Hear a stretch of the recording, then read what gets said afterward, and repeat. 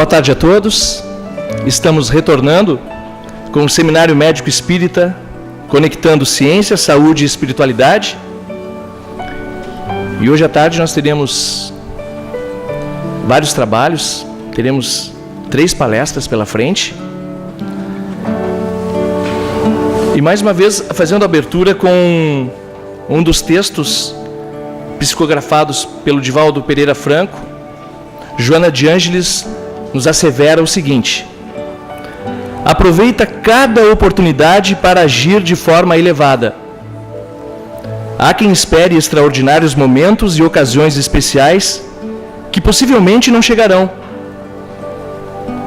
Não será o que faças que te tornará grande e importante, porém como faças cada coisa que te transformará em valioso. A árvore gigante se origina em pequena semente. O cosmo é o resultado de partículas e moléculas invisíveis. Torna-te grande nas pequeninas coisas, a fim de que não te apequenes nas grandiosas. Dando início ao trabalho desta tarde, agradecemos ao retorno de todos. Nós gostaríamos novamente de pedir a gentileza de desligarem os seus celulares ou colocarem no modo silencioso, por gentileza, para que nós possamos melhor aproveitar a nossa palestra que vem a seguir. Os sábios compreenderão definitivamente que há uma estrutura energética organizando e sustentando o aparelhamento biológico. Esse mecanismo, quando desalinhado, propicia os desequilíbrios orgânicos. A ciência do amanhã levará em conta a mente como grande senhora e essência do corpo, e o mundo sofrerá bela revolução, a da fé raciocinada. Bezerra de Menezes. E é com Bezerra de Menezes, com esse maravilhoso texto do Bezerra, que nós iniciamos, então, dando início aos trabalhos com a nossa querida Sheila, que nos presenteou com uma palestra maravilhosa hoje pela manhã, e está de volta abrindo os trabalhos agora, sobre o tema é a diversidade sexual sob a realidade da alma.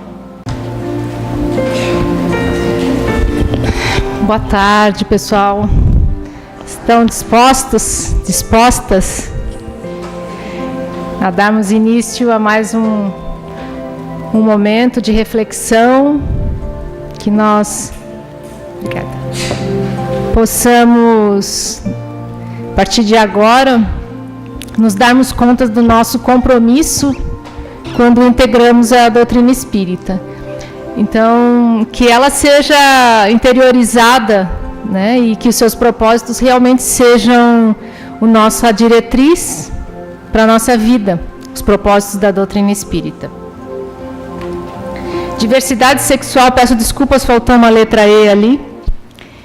Sobre a realidade da alma, é a apresentação de um dos capítulos do Conectando 3, a trilogia Conectando 3, 1, 2 e 3, então, foi lançada esse ano, e ali vocês vão ter o desmembramento do tema que nós vamos trabalhar agora, de uma forma bem mais profunda, e acho que é muito importante, quem não conhece o Conectando, Ciência, Saúde e Espiritualidade, e todos os 3 volumes, vai poder entrar em contato com um arcabouço gigantesco de conhecimento da ciência, da saúde e da espiritualidade, porque são os médicos e psicólogos e outros profissionais da saúde, da Mergs e outras AMES, que se dedicaram a escrever sobre temas extremamente relevantes para a nossa reflexão. Então, quem não conhece, seria muito importante que tivesse para estudar, realmente para usar como livro-texto de grupo de estudos. Então, iniciando nosso momento agora, vamos ver. Não vai.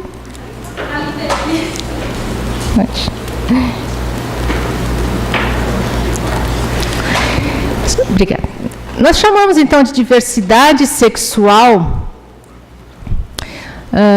o quadro de orientação sexual, afetivo-sexual, que nós estamos encontrando na atualidade, por isso a diversidade sexual. Sobre a realidade da alma, porque é o espírito que está no comando. É dali que vem todo o projeto kármico, como nós já falamos, e o legal é que um pouco daquilo que nós falamos no primeiro momento vai se completar, vai se complementar com o que nós vamos trazer agora. Então, nós sempre partimos do pressuposto que nós somos um ser complexo, espírito biopsicossocial, um espírito que reencarna, então, escolhendo um corpo físico, num ambiente familiar que lhe é necessário, na sociedade, com os costumes e a moral que lhe é necessária para o desenvolvimento, para o aprimoramento do espírito. Portanto, dessa perspectiva, nós temos imensas formas de entender o que acontece com o indivíduo. Espírito biopsicossocial, uma complexidade mesmo. Então, não adianta a gente pegar por um aspecto único que vai ser incompleto. É necessário olhar todo o contexto. Olhando pelo aspecto biológico, quem é o ser? Então, são escolhidos os genes, genes, as células que vão definir o corpo físico, isso é escolhido pelo espírito junto com a equipe reencarnacionista. O único espermatozoide que vai penetrar o óvulo, ele é escolhido de acordo com o corpo que for necessário para aquela encarnação. Os hormônios que são liberados durante a gestação, todas as questões que envolvem o processo gestacional, eles são próprios também do ser. Mas daí nós já estamos interagindo com o aspecto social. Estamos dentro do útero de nossa mãe e como ela vai passar pela gestação, como ela vai lidar com as dificuldades dela, vai nos influenciar. E Joana de Ângeles diz que geralmente pode influenciar de tal forma a determinar certas situações para a criança. De tanto é a influência que a mãe e o pai exercem sobre esse ser que está em formação. Portanto, a nossa responsabilidade como gestante, como pai desse bebê que está vindo é muito forte, é muito importante que nós tenhamos esse compromisso. E o cérebro, então, ele vai ser formado durante a gestação e ele vai receber uma enxurrada de hormônios durante o processo. Na pergunta 202 do Livro dos Espíritos, em nova existência, pode o espírito que animou o corpo de um homem animar o de uma mulher e vice-versa? Então foi respondido a Allan Kardec e depois ele também completa a resposta. Os espíritos respondem, de certo, são os mesmos espíritos que animam os homens e as mulheres. Kardec comenta então, visto que lhes cumpre progredir em tudo, cada sexo, como cada posição social, lhes proporciona ensejo de ganharem experiência. Daí nós já começamos a entender a influência da complexidade. Kardec uniu 2 aspectos, 3 da nossa vida. A questão do espírito, a questão do corpo físico e o social, como sendo de importância para que esse ser consiga evoluir. Portanto, nós estamos olhando aqui, en passant, né, bem rapidamente, o aspecto biológico da nossa vida. Sexo não é a mesma coisa que gênero. O sexo é determinado biologicamente através dos genes. A gente sabe, então, que o óvulo é X, mas o espermatozoide é Y ou X. Isso quer dizer que um óvulo X com o espermatozoide Y tem o sexo masculino. Um óvulo X com espermatozoide X tem o sexo feminino. Isso é determinado, está na genética. Mas são os mesmos espíritos que animam homens e mulheres, diz os espíritos para Kardec. são os mesmos. Portanto, dependendo da encarnação, aquele espírito vai ter uma experiência num corpo masculino ou num corpo feminino. Já o gênero é designado, é formado, é estabelecido conforme a sociedade. O gênero, ele não é inerente. Nós aprendemos a sermos mulheres e homens. E as mães, os pais, os adultos de um modo geral, quando alguém está grávido, já quer descobrir o sexo do bebê. É muito raro, hoje em dia, alguém esperar para ver que sexo vai ter o bebê. É muito raro. Mas eu tenho uma amiga lá em Porto Alegre, que ela tem só 32 anos, mas ela quer fazer tudo como antigamente. Inclusive, ela quer ter bebê em casa. E ela não quer saber o sexo. Ela fez até não cobrou nada, mas é como se fosse um bolão para descobrir o sexo do bebê, para descobrir a data que ia nascer, tudo de brincadeira. No chá de bebê dela, ela fez essa brincadeira. Porque justamente para ela a novidade, né, a surpresa vai ser mais importante. Mas não é assim que acontece. Há muito tempo a gente já descobre o sexo do bebê através da ressonância e com isso a gente já vai formando no nosso imaginário como vai ser essa criança. Eu quero contar que eu sabia, entre aspas, mas sabia, né, no meu íntimo, que eu ia ter a Júlia 1 ano antes de eu engravidar. Aí as pessoas ficavam tirando com a minha cara, né? Eu falei, não, a Júlia vai nascer em novembro, a Júlia vai chegar, mas já está grávida? Não, não estou grávida, mas ela vem, a Júlia vem aí. E todo mundo ficava, já está delirando já está tendo uma psicose aí. Mas a Júlia nasceu em novembro, apesar do médico ter dito, a data provável é 5 de dezembro. Eu falei, não, mas ela vem em novembro, 20 de novembro, onde foi aniversário de 22 anos da minha Júlia. Então, o gênero, como ele é construído na relação, a minha filha ela estava sendo construída no meu imaginário antes mesmo de ter feito a concepção, antes mesmo dela reencarnar. Isso deve ter influenciado alguns aspectos da personalidade dela, mas não determinado. Isso é diferente, tá? E aí, nesse sentido, como é esperado essa criança, e a partir do sexo que se identifica na genitália, então, essa criança vai sendo criada e o gênero condizente ao sexo vai sendo formado em torno daquilo. O que a sociedade que está determinando para aquele gênero vai impor, muitas vezes, vai designar para essa criança vivenciar. Isso quer dizer que, então, isso é de menina e isso é de menino. Cores são diferenciadas, né? Brincadeiras, brinquedos, tudo está pré-determinado para que essa criança se desenvolva de acordo com o sexo que ela nasceu. Até isso nos acompanha. Os homens da caverna, os pré-históricos, eles não diferenciaram o trabalho de homens e mulheres pelo gênero.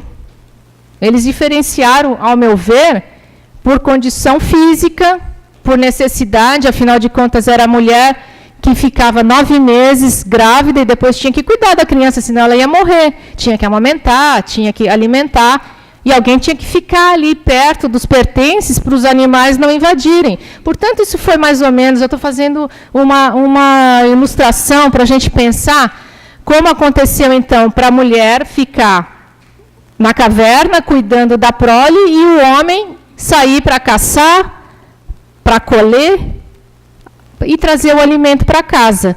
Tem um corpo mais forte, é mais resistente, isso fez com que ele, então, ficasse no mundo coletivo, para fora de casa, e a mulher no mundo privado, dentro de casa. Isso foi construindo a nossa condição de mulher e condição de homem. Faz sentido isso para vocês? Pois então, só que o gênero feminino, ele tem muitas formas de se constituir pelo mundo afora. Olha, cada mulher mais linda que a outra. São muitas formas de se constituir o gênero feminino. E o masculino também. São muitos tipos. excêntricos, lindos, horríveis, mas são muitos, né? Esse aqui é lindo, esse aqui é horrível. Bom, que seja. O que importa é nós prestarmos atenção em como esses gêneros estão convivendo conosco, e a gente, pela aparência, como já foi dito, a persona, é o que nós definimos na nossa cabeça que é o correto, o adequado. Mas é na nossa cabeça, é na cabeça daqueles que são formadores de opinião. E a gente vai reproduzindo isso ao longo da nossa trajetória. E o aspecto psicológico da formação do gênero, da formação, então, da sexualidade desse indivíduo. Como é que se dá? Nós já falamos, então, que a individualidade de manhã é o espírito e a personalidade é da alma. E o que é a alma? O espírito encarnado. Certo? Então, a educação daquela criança, ela vai permear com relações de afeto ou não, infelizmente, às vezes, sem relação de afeto, mas a educação dessa criança vai, na família, no grupo social, vai um pouco determinar e um pouco formar e um pouco coibir algumas atividades dela. Tudo isso junto. Então, a educação ela é determinante no processo do desenvolvimento da criança e do adolescente. Isso é lógico, não estou falando nenhuma novidade. Só que, dependendo de como essa educação é estabelecida, essa criança vai se desenvolver com menos ou mais facilidade, com menos ou mais saúde. Portanto, a orientação sexual ou do desejo da sexualidade, ele inicia na infância com os modelos parentais, com os modelos de gênero, o que a mamãe faz e o que a mamãe é mulher, o que o papai faz e o que o papai é homem, e isso vai sendo aprendido muito cedo. Depois existe na adolescência a busca pela manifestação deste encontro com a sexualidade. Quando isso se dá razoavelmente confortável, né, existe um processo natural de encontro consigo mesmo e a sua própria sexualidade sem grandes traumas. Mas nem sempre é assim. Pode acontecer que a criança apresente uma disforia de gênero na infância, e isso vai se estabelecendo durante toda a infância, chegando na vida adulta. Disforia de gênero é o termo dado a partir do ano passado, né, no DSM-5, para o que antes era transtorno de identidade de gênero. Então, hoje em dia, se entende como uma disforia aquela criança que não consegue se ver no sexo que ela tem. Ela tem a tendência, então, a ter atração e desejo por brincadeiras do outro sexo. E ela, muitas vezes, se vê dessa forma. A forma como isso é tratado, eu não vou dar conta aqui, até porque é diferente em cada país. Tem países que são mais abertos a isso, tem países que coíbem mais e acabam transformando essa questão assim com muita dificuldade para a criança lidar, e a família também, elas rejeitam muito. Então, não é o caso da gente trabalhar isso, vamos tentar trabalhar com o que está mais próximo a nós. Então, na pré-adolescência, o início das fantasias, de atrações, e as condutas sexuais começam a acontecer para o pré-adolescente, as brincadeiras. Hoje em dia, nós temos muito acesso através das redes sociais e internet, o que, para alguns, é extremamente prejudicial, porque o nível de maturidade não é igual, e aqueles que estão expostos antecipadamente, precocemente, a uma sexualidade que eles não dão conta, lembram como eu falei de manhã, que o desenvolvimento da personalidade, o desenvolvimento, de um modo geral, da pessoa, ele passa por etapas, e se aquele ser, por dificuldades individuais, não dá conta, ele pode ter prejuízo, ele pode acabar lhe causando alguma sequela, algum trauma. E depois, na adolescência, a experimentação. Eu estou fazendo essa diferenciação de pré-adolescência e adolescência porque existe uma diferença etária, né, entre 10 e 12 anos são considerados pré-adolescentes. A partir dos 13 anos até 18, 19 anos, a adolescência. E a partir daí, adulto jovem e adulto. Portanto, essa diferença, assim, ela é mais ou menos, é em torno de 12 anos, em torno de 13 anos, a adolescência começa a ter o despertamento da própria atividade sexual. Nem todos eles iniciam a vida sexual nessa fase, mas, de qualquer maneira, o que eles entenderam, o que eles assimilaram em relação à sexualidade e ao gênero, como já começou muito antes, é em torno dessa fase que a orientação sexual e o desejo começa a se apresentar. André Luiz, no Sexo e Destino, no capítulo 9, ele nos traz que as emoções e os sentimentos vivenciados em todos os momentos da existência emanam do espírito e retornam a este, constituindo no encadear sucessivo das experiências o panorama mental que lhe é próprio. Portanto, muito cedo, ainda no útero da nossa mãe, a gente já estava recebendo as influências do espírito para aquela encarnação que escolhemos ter no momento atual. Isso está nos acompanhando e nos constituindo. Não aconteceu de uma hora para outra. Na questão da sexualidade, no aspecto da ciência, a sexualidade saudável, ela é uma orientação afetivo-sexual que não é escolhida, é um processo dinâmico e complexo em que interagem fatores genéticos inatos e múltiplas influências ambientais e biográficas. Mais uma vez, um ser complexo, mas não é escolha para a ciência. É congênita como um temperamento. O temperamento é o jeito de ser. 2 gêmeos na barriga da mãe, um mexendo mais do que o outro. O que mexe mais pode até já ter nome. Pode ser o João, e o outro é o outro. Porque não se mexe, a mãe não sente, mas o João chuta o tempo todo, se mexe, incomoda ela para dormir, e ela fala com ele, para, João, para, olha aí, e o outro não mexe, não tem nome.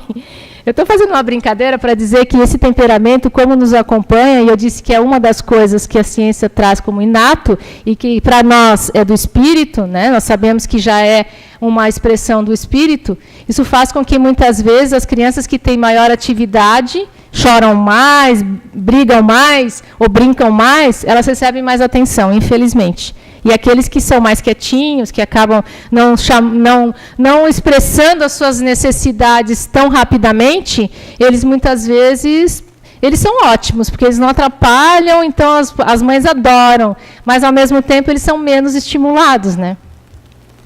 E a questão da orientação hegemônica, que é a orientação heterossexual. Fazendo hegemônico porque é a maioria, só por isso. Faz com que, sendo a maioria em detrimento da minoria homossexual ou da população não heterossexual, que fica em torno de 8% a 12%, embora as próprias pesquisas aceitam que pode ser mais, porque as pessoas, às vezes, não conseguem se identificar como homossexuais ou bissexuais, então isso faz muitas vezes com que essa numeração ainda não seja mais correta. Mas algumas bibliografias já estão trazendo que em torno de 20% de população no mundo inteiro, em várias sociedades, já chega a ser em torno de 20%. Daí a gente nos diz que a hegemonia da heterossexualidade, por ser a maioria, e a gente sabe o que as maiorias fazem sobre as minorias, então acaba acontecendo alguns desequilíbrios. Mas a sexualidade saudável, ela está em torno de um equilíbrio dinâmico que todos nós, sem exceção, trazemos. E isso já é um pouco do complemento da palestra anterior, que eu não toquei. Vocês lembram nos outros termos que eu não expliquei? Ânima e ânimos, eu não expliquei complexo, e eu falei só por cima na persona e da sombra, né? Portanto, a ânima e o ânimos, eles são aspectos da psique que, ainda falando para Jung, e está lá na Joana, o yang como sendo o nosso aspecto masculino, o yin como sendo o nosso aspecto feminino, E esse aqui é uma imagem da chinesa, é o equilíbrio dinâmico do Tao, se eu não me engano, acho que é isso, né? Portanto, para o aspecto masculino em nós, que tem algumas características, que é para a gente identificar como o masculino age em todos nós, como sendo seco, como representação do sol, aquilo que é expansivo em nós, aquilo que é exigente, que é determinado, pode ser agressivo, pode ser competitivo, pode ser racional. São aspectos da nossa psique, tanto faz homens ou mulheres, têm essas características. E no aspecto feminino, o yin, vocês veem que bacana aqui nessa imagem, o sol com um feminino, né? Então, um aspecto masculino com uma porção do feminino interiorizada, o aspecto feminino com uma porção do masculino interiorizado.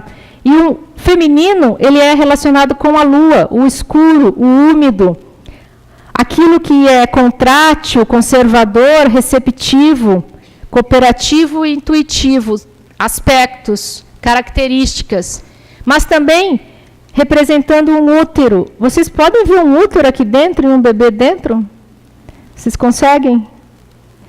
Essa é a característica do feminino. Eu não estou dizendo que é das mulheres, porque mulheres e homens têm ambos os aspectos coexistindo na psique. Qual foi a primeira coisa que eu disse? Os espíritos não têm sexo, eles reencarnam, ora masculino, ora feminino, no corpo de homem, no corpo de mulher.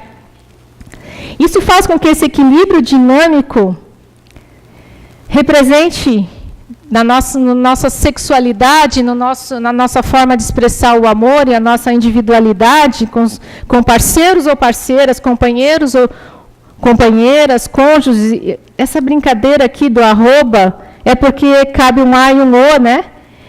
Faz com que a complementariedade mostra que a complementariedade não depende do sexo ou do gênero.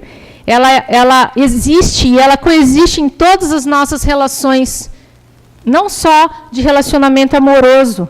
Joana de Ângeles diz que o matrimônio representa um estágio de autodesenvolvimento do self, quanto se reveste de respeito e consideração pelo cônjuge, firmando-se na fidelidade e nos compromissos da camaradagem em qualquer estágio da união que os vincula reciprocamente, um ao outro ser, como parceiros, companheiros ou cônjuges.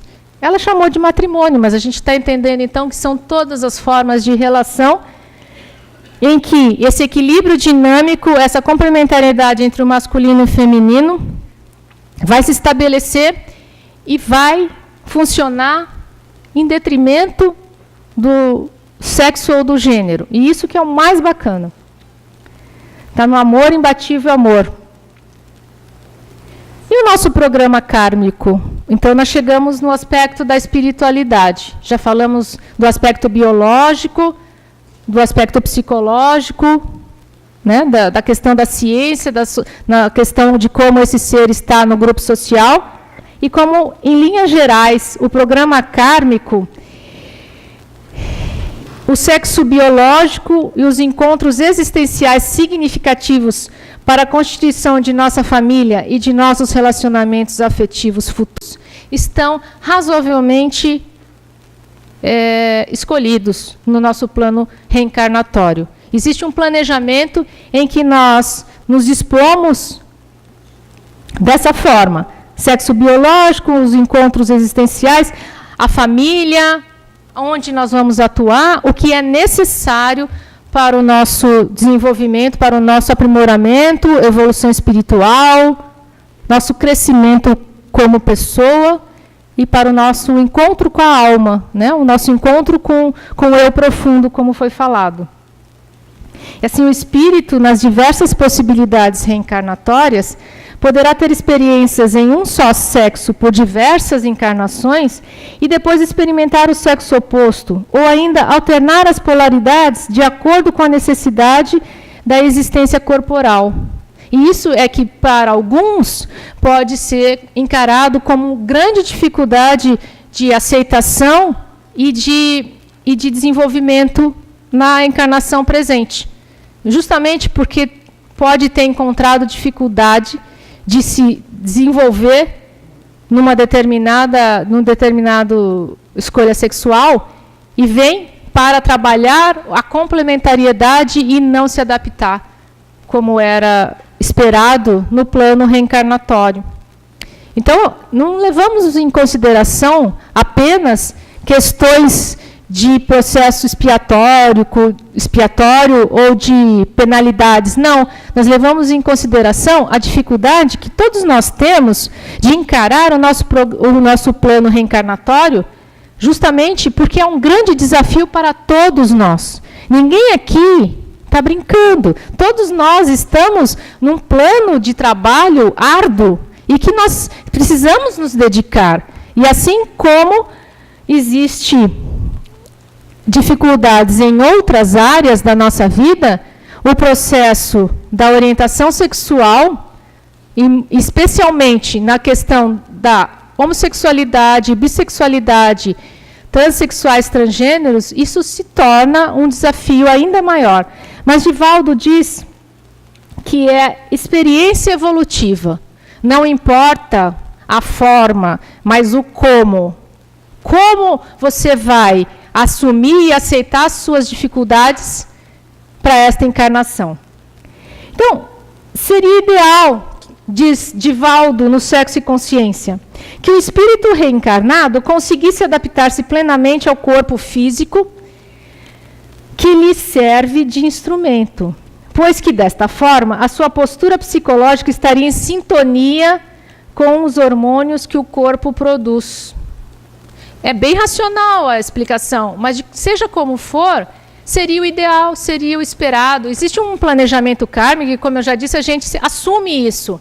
Mas, conforme for da nossa necessidade, conforme a nossa alma precisar se expressar, então, isso muitas vezes não é condizente. Ele continua esse texto falando assim, apesar de alguma incongruência nesse aspecto, que o instrumento físico, o corpo físico, não é condizente com o que a pessoa sente, para desempenhar aquela função hegemônica que é esperada da heterossexualidade, por exemplo.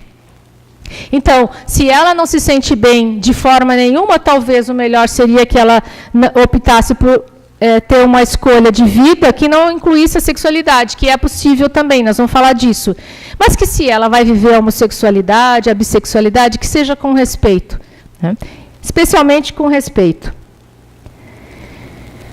A expressão da sexualidade é necessidade reencarnatória, portanto. O espírito escolhe o desafio para corrigir as escolhas mal-sucedidas do sexo em outras encarnações. Emmanuel fala que são os erros do amor, em detrimento daquilo que nós conhecíamos ou não na época, aconteceram erros na nossa trajetória e nós tivemos escolhas equivocadas. Isso faz muitas vezes com que nós precisemos corrigir a rota, e isso vai acontecer em vários aspectos da nossa vida. Reparem essa imagem, um perfil masculino, uma mulher dentro. Bem bacana, né? Emmanuel continua ainda dizendo no Vida e Sexo, o espírito passa por fileiras imensas de reencarnação, ora em posição de feminilidade, ora em condições de masculinidade, o que sedimenta o fenômeno da bissexualidade mais ou menos pronunciado em quase todas as criaturas. Aquele equilíbrio dinâmico que a gente estava dizendo. Então, em mim, que tenho uma consciência identificada com o aspecto feminino, então eu sou uma mulher, identificada com o aspecto feminino, no meu inconsciente, eu sou guiada por um aspecto masculino. Os homens, isso eu estou falando em linhas gerais, as mulheres são, então, guiadas inconscientemente pelo ânimos, o aspecto masculino, que é o ânimos é o nome dado a esse aspecto por Jung, e os homens, então, identificados na consciência com o masculino, tem no inconsciente o aspecto da ânima que vai orientar e guiar. O que se diz do ânimos é que o ânimos, ele, por ser um aspecto da lógica e da objetividade, é o logos para a mulher, é o que os homens têm na consciência com mais facilidade. Não é uma questão de gênero, é uma questão da natureza, do masculino e do feminino. Os homens, eles têm mais tendência a serem objetivos, diretos, né? Como a gente falou dos aspectos ali do yang, que é o masculino, e do yin, que é o feminino. E a mulher, a ânima, ela tem como tradução a alma. E isso está relacionado com os sentimentos, de modo geral, na mulher ou no homem. Para o homem, os sentimentos, a expressão dos sentimentos é inconsciente. Daí, eles têm que fazer mais esforço, o homem identificado na consciência, com o gênero masculino, ele faz mais esforço para acessar a sua ânima. E quando isso é trabalhado em análise das imagens, e ele identifica seus sentimentos, ele consegue trazer mais próximo à consciência. Então, quem assistiu a palestra de manhã está entendendo bem o que eu estou falando, né? A questão da consciência ser num polo e o inconsciente ser no outro polo. E isso ser complementar. Né? Então, é isso que nós vamos ver agora, nessa diversidade afetivo-sexual. Existe, então, a assexualidade, que é a libido sexual para outras atividades que não a atividade sexual, genital, propriamente. Então, são as pessoas que não se sentem ligadas à sexualidade e fazem uma escolha mais pelo trabalho, pela escrita, pelas artes, de um modo geral. A heterossexualidade, a atração pelo sexo oposto. A homossexualidade, a atração pelo mesmo sexo. São os gays e lésbicas. É dito os gays para o homossexual masculino e lésbicas para o homossexual feminino. E alguns falam em gays para todos. Portanto, isso é indiferenciado. Mas é importante pensar que não é homossexualidade, não é homossexualismo, é homossexualidade. A diferença está no ismo, que finalzinho da década de 90 já começou a cair dos códigos de doença como não sendo uma doença, portanto, se tirou o ismo e passou a ser um aspecto da personalidade, portanto, homossexualidade. O bissexual,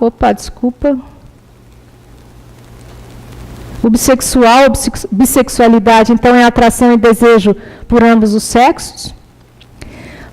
Pode serem pessoas que têm atração concomitante ou em períodos diferenciados da vida.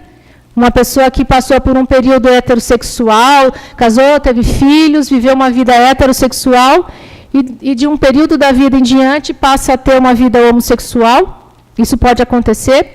Pode acontecer o oposto, a pessoa pode ter vivido uma vida homossexual. Eu conheço, tá, gente? Tá? E vocês vão, não, isso não acontece, é mais difícil. Mas eu conheço uma pessoa que se identificava como homossexual, depois ele se apaixonou por uma mulher e ele passou, então, a viver com ela, vai casar com ela. Eu considero como sendo bissexual. Né? A atração afetivo-sexual por homens, no caso dele, ainda existe, mas nesse momento ele tá apaixonado por uma mulher. E transexual e transgêneros. Então, os transexuais, que são as pessoas que elas estão convencidas que o seu corpo é um erro, a sua identidade de gênero não está condizente com o que elas sentem, e é oposta à biológica, e pode haver um grave sofrimento por causa disso. Desde a criança, na disforia de gênero, ela já começa a sentir que existe uma coisa muito estranha nela, e quando esse adulto, adolescente ainda, adulto, realmente se sente muito desconfortável, isso pode levar ele a fazer alguns procedimentos e ele realmente fazer cirurgias que vai se colocar no gênero oposto, né? São as cirurgias reparadoras, mas muito estudadas e muito acompanhadas por uma equipe multidisciplinar para realmente ajudar essa pessoa a se identificar no gênero oposto ao que o sexo dele determina.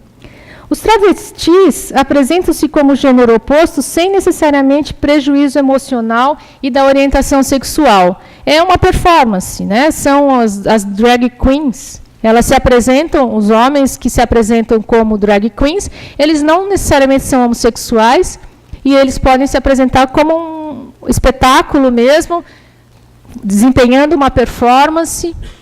Isso faz com que eles apenas se vistam do gênero oposto. Ou alguns ainda não se identificam propriamente com uma orientação sexual. Né? Eles, hoje em dia, algumas pessoas querem se identificar com outras pessoas, não necessariamente com um sexo ou um gênero definido. Isso faz com que essa liberdade de expressão, né, aparentemente pareça que as pessoas, que existem mais homossexuais atualmente do que sempre existiu. Mas a diversidade sexual ela acompanha a humanidade e o Drauzio Varela tem lá no site dele um vídeo em que ele fala que é visto nas espécies mais, nos mamíferos, de um modo geral, é visto em outras espécies, e então ele diz que isso é da natureza, né, das espécies.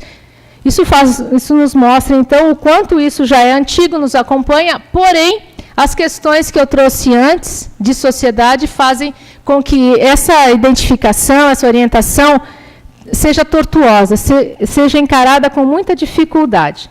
E aí eu queria trazer para vocês, então, um aspecto na adolescência da identificação com a orientação sexual. Ela passa por estágios e é necessário. Quando você identifica um adolescente que tem dificuldade de encarar essa experiência que ele está vivenciando, isso pode levar, muitas vezes, a um prejuízo muito grande do desenvolvimento emocional, e é muito alto o número de suicídio no grupo de adolescentes que se identificam com a homossexualidade, eles próprios, muitas vezes, não aceitando essa orientação, que passa por várias dimensões, da atração sexual por pessoa do mesmo sexo, então, em nível do desejo, da atração emocional por pessoa do mesmo sexo, a paixão. Então, nós falamos da atração sexual, da atração emocional, que é diferente, e quase sempre a expressão de uma e outra, no início, está indiferenciada, eles não conseguem fazer a diferenciação do que é desejo sexual e do que é o desejo emocional. A conduta sexual com a pessoa do mesmo sexo, que é o beijar, o transar, isso faz também muita diferença, porque eles sentem muito medo do início desse processo. Até a identidade propriamente, sentir-se homossexual ou bissexual e fazer a revelação na família, no meio social. O que se tinha antes era uma grande dificuldade dessa identificação, então as pessoas passavam anos se escondendo e se isolando da família.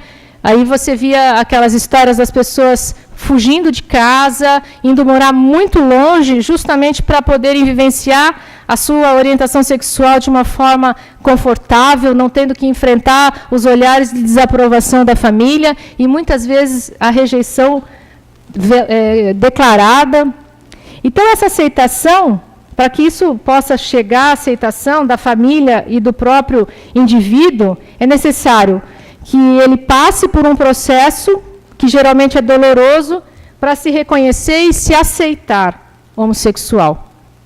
Pelo fato de que existe, muitas vezes, na alma, esse confronto consigo mesmo, e ele próprio, muito confuso, não consegue entender o que está acontecendo com ele. E se ele vive numa sociedade que contesta veementemente essa prática, então, mais ainda, ele vai se sentir estranho, ele vai se sentir renegado, né? E isso não fica longe de uma doença mental. Realmente, os processos depressivos, quando isso acontece, acompanham esse adolescente, e isso é muito prejudicial para o desenvolvimento. Portanto, o diálogo franco na família, quando lá é um lugar em que a informação é compartilhada, há maiores possibilidades de estabelecer limites realistas, sensíveis e tolerar transgressões maiores. Ou seja, é o diálogo que vai prevenir o comportamento inadequado. O comportamento inadequado para héteros ou homossexuais ou bissexuais, não importa. O que importa é que nós passemos esses valores. Então, quando não há negação ou rejeição da sexualidade do adolescente, quando há negação ou rejeição da sexualidade do adolescente, há risco de sexo perigoso, precoce e excessivo. O comportamento desregrado, as atitudes hedonistas e a busca pela sensação desenfreada do prazer passa por esses processos de ansiedade justamente porque o diálogo não aconteceu. Então, esse é o nosso papel como pais e mães, como evangelizadores, como trabalhadores de todos os departamentos da casa, especialmente o apoio fraterno, o atendimento fraterno, que vai receber pessoas que vão sofrer para falar dessa condição, muitas vezes. Então, nós estamos falando aqui do nosso compromisso como espíritas em aceitar, em oferecer aceitação, aceitar esse diferente que vai chegar à nossa porta. E as famílias, elas podem proteger, elas podem ser um fator de proteção de doença mental, de suicídio e de desequilíbrio social, quando ela é o maior fator quando age bem, aceitando como diversidade saudável, pois está contribuindo para a própria pessoa aceitar-se e sentir-se amada pelo seu comportamento. A homossexualidade não é uma coisa má, portanto, ninguém deveria se sentir culpado. Emmanuel, ainda em Fonte Viva, nos diz que é imprescindível habituar a visão na procura do melhor, a fim de que não sejamos ludibriados pela malícia que nos é próprio. Então, é como se a gente estivesse numa sala escura e nós não conseguimos ver nada, e, de repente, acendem uma luz, um holofote no nosso rosto, e nós precisamos fechar os olhos e, aos pouquinhos, ir abrindo para reconhecer a realidade que está à nossa frente. Então, muitas vezes, um filho homossexual, ele passa por essa condição, assim, da gente precisar se acostumar com o que a gente está vivenciando, porque o nosso imaginário como pais e mães, o nosso desejo como pais e mães, é muitas vezes que nosso filho seja heterossexual, como nós somos heterossexual. Assim como um casal homossexual que adota ou tem um filho biológico, também pode sentir que seja melhor o filho ser homossexual, e nem sempre acontece. Às vezes, filhos de homossexuais são heterossexuais, porque nós sabemos, está no Evangelho segundo o Espiritismo, o corpo procede do corpo, mas o espírito não procede do espírito. Isso faz com que, numa frase de Nietzsche que eu tirei aqui da internet, não me roube a solidão sem antes me oferecer verdadeira companhia. As famílias, elas podem ser um fator de risco quando elas ameaçam, rejeitam, depreciam, discriminam, humilham, quando elas agem com desrespeito com esse indivíduo. Então, é necessário prevenir a instalação da baixa autoestima, da culpa, da vergonha e do abandono físico e emocional que alguns vão sentir quando não são aceitos, quando nem podem falar do que sentem. A agressão emocional, às vezes, é tão ou mais prejudicial do que a física. E esse processo depressivo que pode iniciar na adolescência pode se estender por toda a vida adulta. E o ser que tinha todas as condições para ser engajado, trabalhador da casa espírita, trabalhador e formador de família, ele acaba se perdendo, ele acaba se tornando um ser em sofrimento. Então, combata a falta de amor, o desrespeito, o preconceito, a intolerância, o consumo de sensações corporais sem afeto. Mas apenas isso. Todas as outras questões que vão envolver as questões da diversidade sexual fazem parte da natureza do espírito, da nossa experiência kármica, como nós já falamos. E para terminar, usando sem querer, claro, eu não sabia, mas a imagem da árvore, como esse arquétipo da família, as pessoas com as quais nascemos e vivemos na Terra são os primeiros e mais importantes instrumentos que recebemos do Pai para a edificação do reino do céu em nós mesmos. Chico Xavier.